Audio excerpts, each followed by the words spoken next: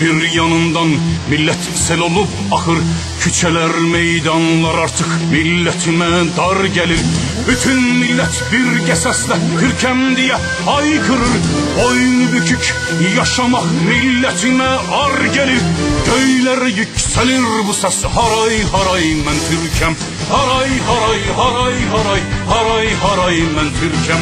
Göğler yükselir bu ses, haray haray men Türkem.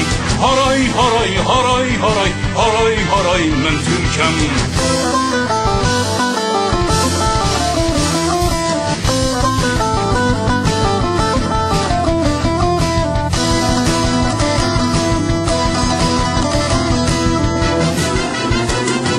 Bu ses Sultan Savalan'ın Sehendimin sesidir.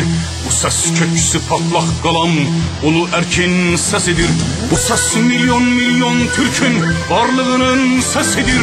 Bağımsızlığa can atan milletimin sesidir. Kurtuluşun delisiyem, delikanlı Türkem ben. Haray haray haray haray haray haray men Türkem. Kurtuluşun delisiyem, delikanlı Türkem ben. Haray haray haray haray haray haray men Türkem. Dinlesin bu sesi dünya, yer göy duysun bu sesi. Yokluğuma ferman yazan eller duysun bu sesi. Tilsim kırılmıştır artık, sındırmışık kefesi. Bu sese kurşun sıkanın kesilecek, kesilecek nefesi. Ölüme meydan okuyan delikanlı Türkem ben. Haray haray haray haray haray haray men Türkem.